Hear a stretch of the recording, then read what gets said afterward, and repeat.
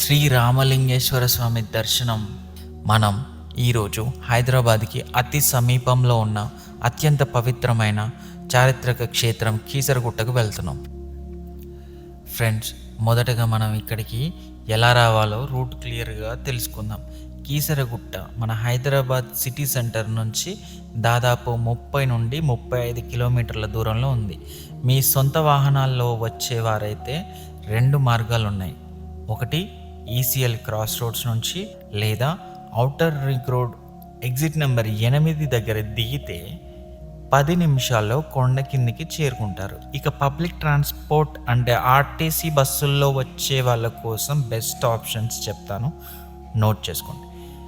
Secunderabad railway station పక్కనే ఉన్న రెతిఫైల్ bus stop లేదా చిలకలగూడ నుండి 242 242 మరియు 242G 242G నెంబర్ బస్సులు నేరుగా కీసరగుట్ట ఆలయం వరకు వస్తాయి.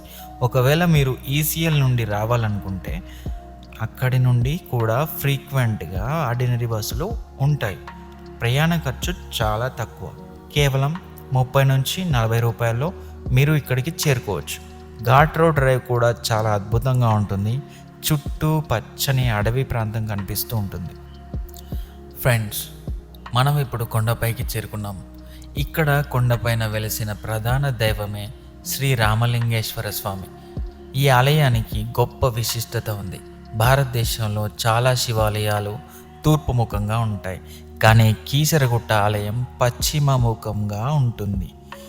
ఇలా పశ్చిమాభిముఖంగా ఉన్న శివలింగాన్ని దర్శించుకుంటే అకాల మృత్యు భయాలు తొలగిపోతాయని భక్తుల నమ్మకం. గర్భాలయంలో స్వామివారు స్వయము లింగంగా దర్శనమిస్తారు. ఈ ప్రధాన ఆలయంతో పాటు అమ్మవారి ఆలయాలు కూడా 2 ఉన్నాయి. భవానీదేవి మాత ఆలయం, శివదుర్గాదేవి ఆలయం. ఈ క్షేత్రం వెనుక ఉన్న అత్యంత ఆసక్తికరమైన పురాణ కథను తెలుసుకుందాం. త్రేతాయుగంలో శ్రీరాముడు రావణాసురుడిని వధించిన తర్వాత లంకలో జరిగిన యుద్ధం వల్ల కలిగిన బ్రహ్మహత్యా పాతకాన్ని పోగొట్టుకోవడానికి భారతదేశంలో కొన్ని పవిత్రమైన చోట్ల శివలింగాలను ప్రతిష్ఠించాలనుకున్నాడు. అందులో భాగంగానే ఈ కొండను ఎంచుకున్నాడు. ప్రతిష్ఠ కోసం కాశీ నుండి ఒక పవిత్రమైన శివలింగాన్ని తీసుకురమ్మని హనుమంతుని పంపించాడు. కానీ ముహూర్త సమయం దగ్గర పడుతున్న హనుమంతుడు తిరిగి రాకపోవడంతో లక్ష్మణుడి సూచన మేరకు శ్రీరాముడు ఇక్కడి మట్టి ఇసుకతో ఒక లింగాన్ని చేసి నిర్ణీత ముహూర్తానికి ప్రతిష్ఠించాడు. అదే ఇప్పుడు మనం దర్శించుకుంటున్న రామలింగేశ్వర స్వామి. ఆ తర్వాత కాశీ నుంచి ఆలస్యంగా వచ్చిన హనుమంతుడు తాను తెచ్చిన లింగాన్ని ప్రతిష్ఠించలేకపోయినందుకు తీవ్రమైన ఆవేదనతో, కోపంతో తాను కాశీ నుంచి తెచ్చిన 101 శివలింగాలను ఈ కొండపై విసిరేశాడట.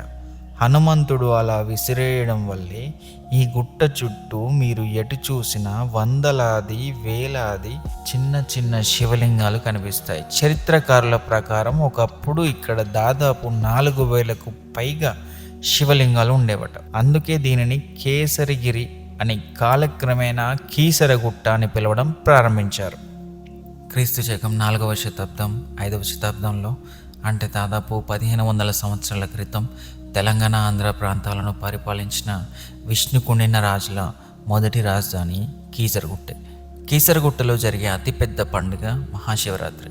శివరాత్రి పర్వదినం రోజున ఇక్కడ దాదాపు 3 నుంచి 5 లక్షల మంది భక్తులు తరలి వస్తారు. ఆ సమయంలో ఇక్కడ జరిగే శ్రీ రామలింగేశ్వర స్వామి బ్రహ్మోత్సవాలు, శివ కళ్యాణం కన్నుల పండుగగా ఉంటాయి. 3 రోజుల పాటు ఇక్కడ జాతర వాతావరణం ఉంటుంది. ఈ శివరాత్రి జాతర సమయంలో భక్తుల రద్దీ తట్టుకోవడానికి తెలంగాణ ఆర్టీసీ వందలాది ప్రత్యేక బస్సులను నడుపుతారు. సికింద్రాబాద్, ఈసీఎల్, కుషాయిగూడ డిపోల నుండి ప్రతి 5 నిమిషాలకు ఒక బస్సు నేరుగా కొండపై వరకు నడుస్తుంది. శివరాత్రితో పాటు కార్తీక మాసం, శ్రావణ మాసంలో వచ్చే ప్రతి సోమవారం ఇక్కడ భక్తుల తాకిడి చాలా ఎక్కువగా ఉంటుంది.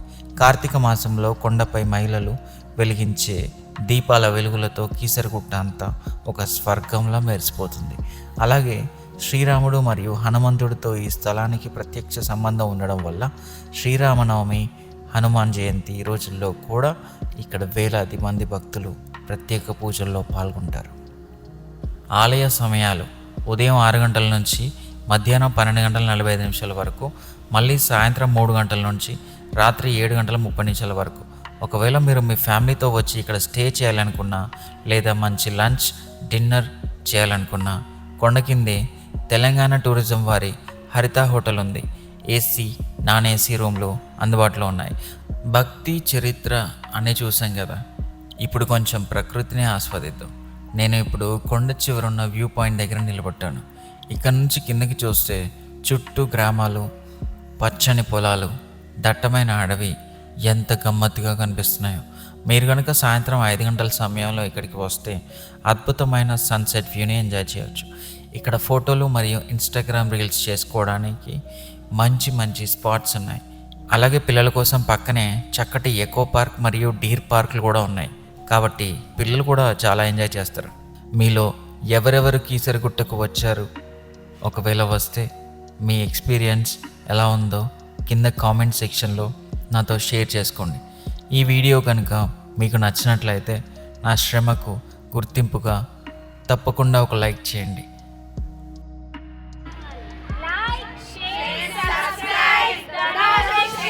మళ్ళీ వచ్చే వారం ఇంకొక అద్భుతమైన ప్రదేశంతో సరికొత్త వీడియోలో కలుద్దాం. అంతవరకు సెలవు. Thank you for watching.